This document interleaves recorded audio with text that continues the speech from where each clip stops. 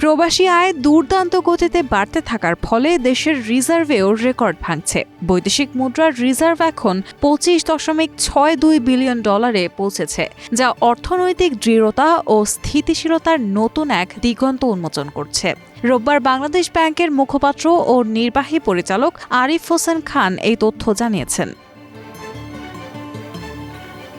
কেন্দ্রীয় ব্যাংকের সবশেষ তথ্যানুযায়ী চলতি মাসের 6 তারিখ পর্যন্ত দেশের গ্রস রিজার্ভের পরিমাণ 25,625.38 মিলিয়ন বা $2,562,53,80,000।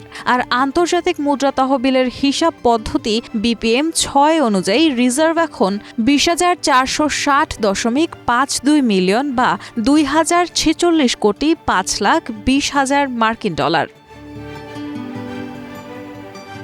এর আগে মার্চ মাসের 27 তারিখ কেন্দ্রীয় ব্যাংক জানিয়েছিল সেদিন পর্যন্ত দেশের গ্রস রিজার্ভের পরিমাণ 25,440.88 মিলিয়ন বা $2,544,08,80,000। আর আন্তর্জাতিক মুদ্রা তহবিল অর্থাৎ IMF হিসাব পদ্ধতি BPM-6 অনুযায়ী রিজার্ভ এখন 20,296.93 মিলিয়ন বা $2,029,69,30,000 মার্কিন ডলার।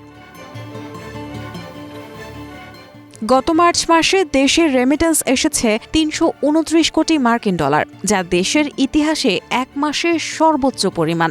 এই অভূতপূর্ব প্রবাহ দেশের অর্থনীতিতে এক নতুন যুগের সূচনা করেছে এবং তা দেশের বৈদেশিক মুদ্রার রিজার্ভকেও শক্তিশালী করছে। নিট রিজার্ভ গণনা করা হয় IMF এর BPM-6 পরিমাপ অনুসারে।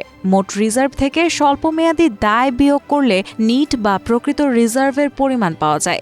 অন্তর্বর্তী সরকার দায়িত্ব নেওয়ার পর বাজারের চাহিদার সাথে সামঞ্জস্য রাখায় বৈদেশিক মুদ্রার বিনিময় হার স্থিতিশীল ছিল। বিশেষ করে ডলারের দাম 120 থেকে 123 টাকায় ছিল। এছাড়া কেন্দ্রীয় ব্যাংক রিজার্ভ থেকে ডলার বিক্রি বন্ধ রাখে। বিপরীত দিকে রেমিটেন্স প্রবাহ বাড়তে থাকে, যা রিজার্ভ বাড়ায় সহায়ক ভূমিকা পালন করেছে। রায়হানা মুন, প্রবাস খবর।